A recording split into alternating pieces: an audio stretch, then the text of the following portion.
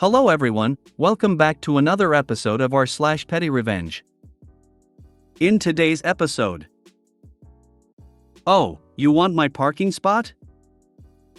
I changed my Facebook PFP to a photo of my dad and I as petty revenge. How my father-in-law learned about his family heritage the hard way. Before we get started, make sure to subscribe so you will never miss a video. So let's get started. Oh, you want my parking spot? It was Christmas time, and the mall parking lot was jammed. Somehow I lucked into a space near an entrance, and 4 hours later, my friend Dawn and I staggered back to my car with full arms and very sore feet. But we'd be home in half an hour, so the end was in sight. We got the bags stowed and we buckled in, laughing ruefully about how exhausted we were. As I began backing out, a car was slowly pulling past right behind me. Naturally, I braked to wait for the car to clear my spot, but the driver saw my brake lights and realized she'd lucked out. All she had to do was back up and let me out, and my primo spot would be hers. But it couldn't be that easy. Another car was tight on her tail, and that driver wanted my spot, too. And neither one of them was budging. The two drivers' faces got redder and redder as they honked, revved their engines to make the other driver think we're going to plow right into their car if it didn't move, and in general made utter asses of themselves over the parking spot. Meanwhile, my friend and I were trapped and getting pretty mad ourselves. After more than 5 minutes of this craziness, motor running but going nowhere, Dawn and I had had enough. We looked at each other and smiled. Then we got out of the car, locked it back up, and waved at the two disbelieving parking warriors as we headed back into the mall for a much-needed drink and a bite to eat. That is how it's done. I once was putting stuff in my car and a guy was waving to show I had to rush, so I decided I needed lunch, put stuff in there and went to lunch. There is a meme involving a driver sorting her things before backing out of a parking spot, another driver honking at her, and the original driver settling in with her knitting. We'll see who dies first. A dude was trying to force me to back out instead of pulling out forward so he could take the spot after. He wouldn't budge when I indicated no. So I removed the keys from the ignition and placed them on the dashboard and made eye contact and smiled. He flipped me off. I gave him a huge smile and a thumbs up. The lady in the passenger's seat laughed and waved back. I went to work training at a place that had almost zero spaces for the people who worked there, let alone all the trainees they had constantly, military base. If you didn't get a spot there, then you had to park in the satellite lot and walk 20 to 30 minutes. I left early to get a spot in the lot. Class always ended just before the second shifters would be coming en masse. Traffic through the lot was all one-way snake through. So when I crossed the lot, I'd motion to the next car in the direction of mine and beep it with the lock a few times so they'd stop and wait. Class was several weeks. By the end of it, the same guy would see me and track me to my car every day. Like a standing date. A parking date. This is fantastic in its simplicity. You literally had to exert zero effort outside of the inconvenience they caused you, yet you owned both of them. In college there was very little parking. So I intentionally got an 8 a.m. class every day so I would be guaranteed parking. I also used my car as a locker. This led to every day at 9:30 when the parking situation was at its worst, I would walk out to my car with a train of cars following me to take the spot they would think I was leaving, only for me to store my books and lock it back up. The best is people who would offer me a ride to my car in exchange for the spot. I would tell them I'm not actually leaving and they still followed me. My last semester I only had one class on M/W from 7:30 to 9:15. I loved seeing the joy on people's faces that they would get a front row spot right at the entrance. I changed my Facebook PFP to a photo of my dad and I as petty revenge. Hi Reddit. This is my first petty revenge post. Names changed for obvious reasons. For context, I, F21, have an older father, ADM, and I am a result of my dad's second marriage. I have several older half-siblings, but we are gonna focus on Lauren, F60. I was warned about Lauren from my other older siblings, but no one would ever really tell me what she did, not even my dad. Her own mom asked me, "Are you sure you want to meet her?" when I called to ask for her details. My mom did state that it seemed Lauren only ever called Dad when she wanted something. Even when he broke his leg in several places and had to have surgery, she didn't call him until 3 weeks later when he was out of the hospital, and she lives in the same city. The small times she did call was to ask for things, and if she didn't get this, she would repeatedly ask until Dad gave in. Despite this, I still wanted to meet her. I felt like listening to the gossip wouldn't be giving her a fair chance, and while my family is not close, I've always wanted us to be. I met Lauren over Facebook just over a year ago, and started noticing that more people in my family were unfriending her. I shrugged it off until yesterday.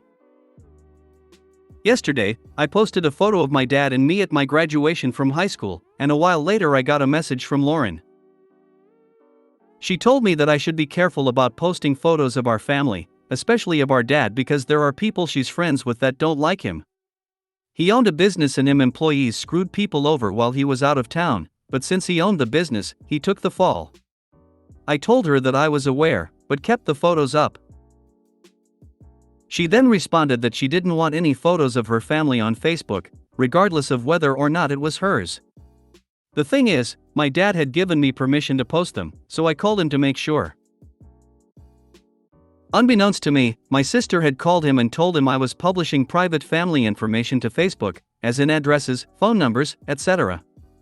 The most private information I've shared is about our great-great-grandma who died over 100 years ago, who I've been doing research on for the past several years. My dad was livid at the thought, but after explaining what happened, he apologized for jumping the gun. Now comes the petty revenge. Since she didn't want her friends to see photos of our dad, I unfriended her, but not before changing my profile picture to another graduation photo of my dad and me.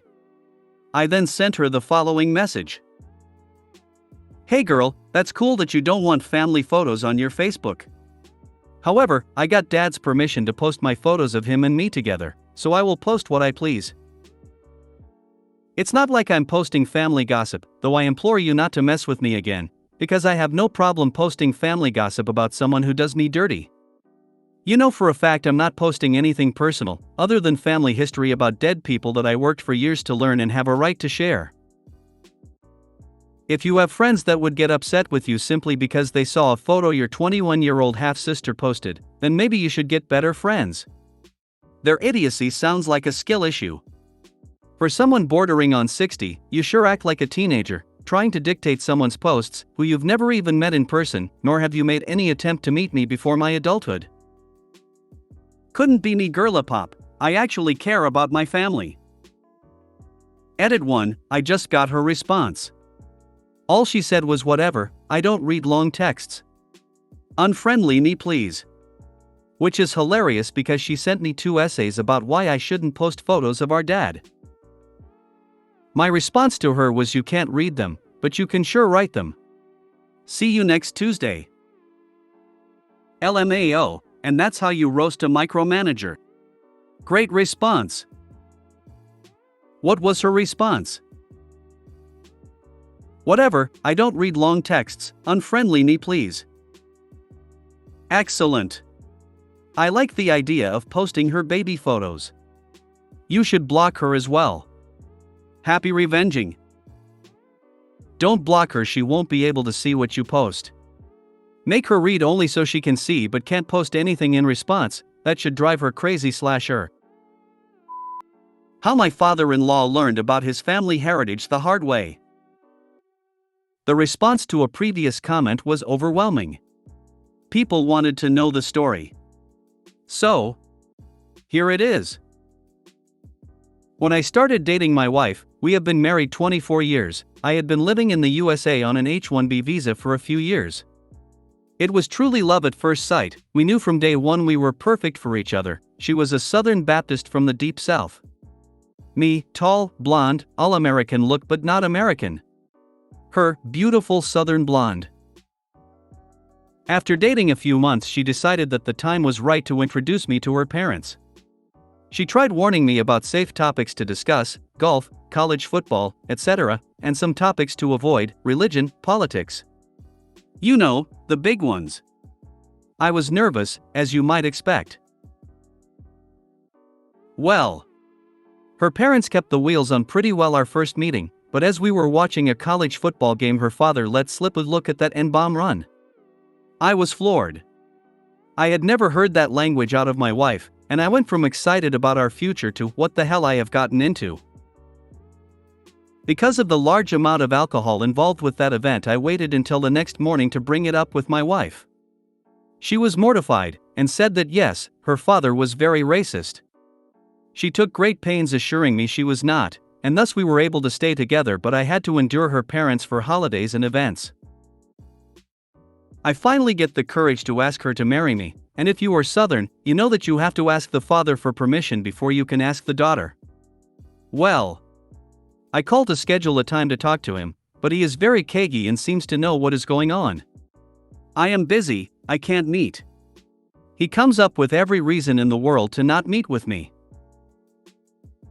Finally, I just blurt out, listen, I am trying to do the right thing and ask for your daughter's hand in marriage because that is important to her. However, if you keep making this difficult, I will just skip you and ask her directly. Well, that just set the old man off. She won't say yes, you aren't American. I bet you are just marrying her to get a green card. Isn't that how you foreigners do this? I let my inner smartass out after this one, and let him know that there are far easier ways to get green cards than marrying into his family. He responded, fine, ask her, but she isn't marrying a foreigner. Spoiler, she did, we are. Many instances of issues over the last 20-some years with her family and my foreignness. About 4 years ago, I decided that I wanted to get our DNA tested. I have always been curious, and we all have our family stories about where we came from. So, I pulled the trigger for my wife and I and both kids, as well as my parents. You needed a different email for each submission back then, so I had my wife's info sent directly to her. I used my alt emails for both kids, and my main for me. The results come back and I immediately go to mine. Scandinavian, English, Irish, Scottish, I am literally glow in the dark white. One of my children, the oldest, matches my heritage pretty closely. My other, while still a genetic matches child, for all you Reddit she is cheating people, shows some Congo DNA. Like 2% if I remember correctly. This did make me curious, so I asked my wife to see her report. I don't have it. Okay, let's give it a few days, maybe yours is last. 3 weeks later she was too busy to check, but didn't think she had it. My parents had theirs, my kids and I had ours. So I sat her down and said, I know you have the results, and I am curious if you have Congo DNA like my youngest. Her shoulders slumped, she started to tear up, and said, I do have the results, I am 8% Congo. This is going to kill my dad. Well, 20 years of backhanded comments about me being foreign and all his racist crap. Well, you know I had a plan. Over the next couple of months we talked about this back and forth, and she realized that she shouldn't be protecting this man. He needed to face the truth, and maybe, just maybe, it may make him a little more tolerant. So, I shared the results with my youngest, who was quite proud of the results and shared that with people proudly. Fast forward to our next visit with the in-laws. We were watching college football again, and my father-in-law made another comment about blacks because he tried hard not to say the N-bomb in front of my children. My youngest said, I am 2% black. My father-in-law launched like a rocket out of his chair, no you aren't, you are white and should be proud of that. My son, I am 2% Congolese, and proud of that. My FIL, you are not. Who taught you to say that? My son, my dad. My FIL then looks at me and says, why are you teaching him to say this? He is white. Me, funny you should mention that. I happen to have our genetic profiles here with me. Pulls out the full color printouts. Me, funny thing about genetics. Here are my results, as well as my parents. Here are my kids' results. Here is your daughter's results. The question I have is, does the Congo DNA come from your side of the family or your wife's? I am more than happy to get by a test to help you explore your rich history. My FIL, this is bullshit science mumbo jumbo. Ain't no way. Me, actually, it is very accurate and only getting more accurate as more people share. Come on, let me get a test for you and your wife. My FIL, over my dead body. Ironically, that was the day the foreigner comments stopped. Never again was it pointed out I was from another country, nor were my children mixed. My FIL learned a hard lesson that day, and it was by far the best money I have ever spent. Still hates me, but I shifted the power dynamic. My dad was just like your FIL. My dad had his private pilot's license and he owned his own airplane. He met a guy online in one of his pilot groups and the two hit it off. They became friends immediately. They both had quite a bit in common. My dad mentioned this to me, and he told me the name of the guy. I asked him, "Is that guy a judge?" My dad said yes. How did I know? I said, "Well, he's quite well known, he has his own TV show." He said no, he's a judge, not a TV personality. I beg to disagree, he is a judge and a TV personality. Thing is, this judge is black. My dad had no idea. Ha ha ha ha ha ha ha ha ha, I wasn't going to spill it. He'd have to figure it out for himself. They both owned their own airplanes, and they decided to meet at a halfway point and meet in person. I asked to go. Ha! He said no. I begged, I wanted to be there when he discovered his new friend is black. Nope, wouldn't let me go. They did finally meet. My dad decided he's an exception to the rule of blacks. He asked me if I knew. I told him I did. He asked why I didn't tell him. Does it really matter? I too am predominantly Scandinavian, but very Northern Europe. No African in me. I sunburn in 10 minutes in the wrong latitudes. My best friend, just as white appearing as I am, has a bit of African in her. Can't remember where from, doesn't matter. We also are about equally 3% Neanderthal. I'm glad finding out about his minuscule African ethnicity was enough to shut up that jackass. I'm no scientist, but from what I've gathered from science shows on cable and books, most if not all human life originated in Africa. Best reverse Uno card ever. I never understood people who get so bent out of shape over genetics. No one can choose which genes they're born with, let alone which genes get handed down through the generations. Being proud of your gene pool is such a strange and esoteric flex. You need to be proud of your actual accomplishments and victories, not proud just because you were born a certain way that you've decided is superior through bias and hate. If you made it to the end of the video, thanks for watching. Don't forget to like, subscribe and share, and we will see you in the next video.